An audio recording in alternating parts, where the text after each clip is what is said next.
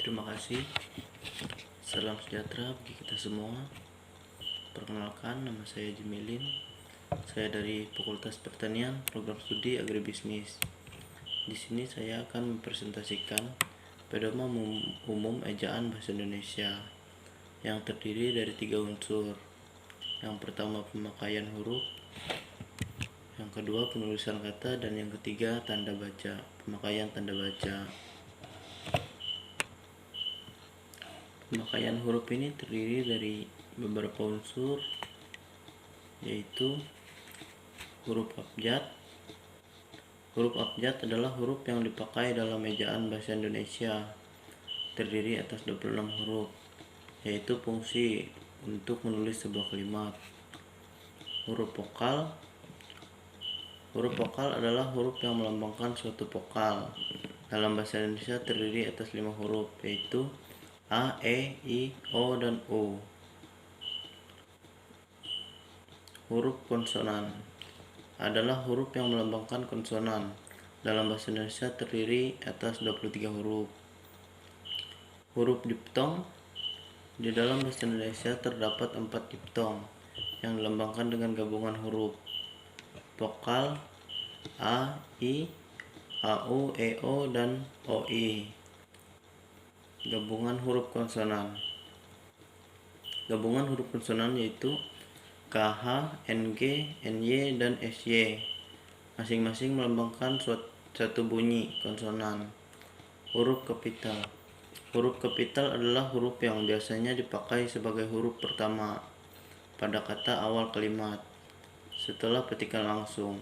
Huruf kapital juga dipakai sebagai huruf pertama dalam kata dan ungkapan yang berhubungan dengan agama, kitab suci, dan Tuhan, termasuk nama bangsa, suku bangsa, dan bahasa. Huruf miring. Huruf miring adalah huruf yang dipakai untuk menulis judul buku, nama majalah, atau nama surat kabar yang dikutip dalam tulisan, termasuk dalam daftar pustaka.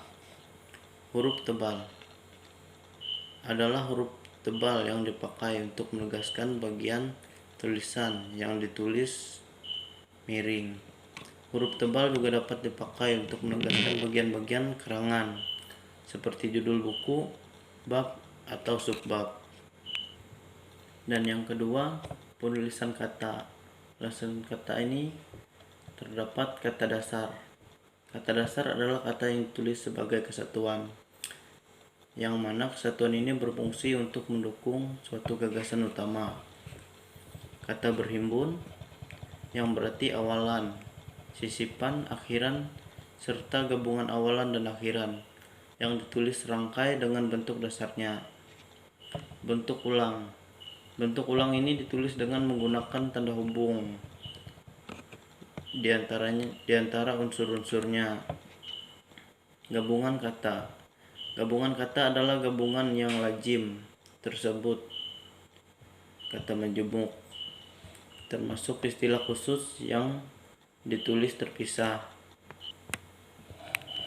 Penggalan kata.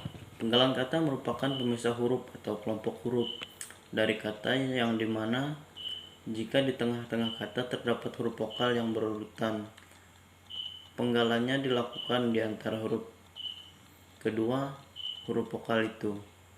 Kata depan. Kata depan adalah kata yang merangkai kata-kata atau bagian kalimat dan biasanya diikuti oleh nominan atau pronomina. Kata depan biasanya seperti ke, di, dan dari ditulis terpisah dari kata yang mengikutinya. Partikel. Partikel juga ditulis terpisah dari kata yang mendahulunya, yang berupa lah, kah, dan tah. Singkatan dan akronim. Singkatan ialah nama orang, gelar, sapaan, jabatan, atau pangkat yang diikuti dengan tanda titik pada setiap unsur itu. Sedangkan akronim ialah nama dari yang berupa gabungan suku kata atau gabungan huruf dan suku kata dari deret kata tulis dengan huruf awal cipta tanpa menggunakan tanda titik. Angka dan bilangan, yang dimana angka menunjukkan bilangan besar, dapat ditulis sebagai sebagian dengan huruf supaya lebih mudah dibaca. Angka dipakai untuk menyatakan ukuran, panjang, berat, luas, isi, dan waktu, serta nilai uang.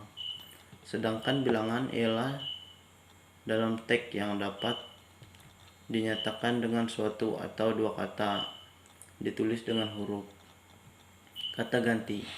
Kata ganti ialah kata yang ditulis serangkai dengan kata yang mendahulunya, yaitu ku, mu, dan nya.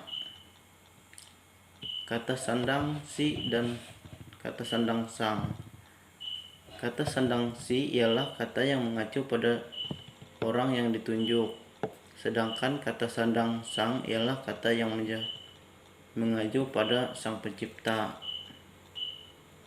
Dan yang terakhir, pemakaian tanda baca. Seperti yang kita ketahui, pemakaian tanda baca ini terdiri dari beberapa unsur. Yang pertama, tanda titik, tanda koma, tanda titik koma, tanda titik dua, hubungan, tanda pisah, tanda tanya, tanda seru, tanda elpis, tanda petik tunggal, tanda kurung siku, tanda garis miring, dan tanda penyingkat atau apostrof, yang dimana tanda baca itu berfungsi untuk mengatur jeda ketika seseorang membaca suatu kalimat, untuk mengatur intonasi dalam membaca suatu kalimat, seperti kalimat tanya, kalimat perintah, dan sebagainya, untuk menggambarkan struktur atau kalimat yang ada dalam sebuah tulisan. Mungkin itu saja yang dapat saya sampaikan.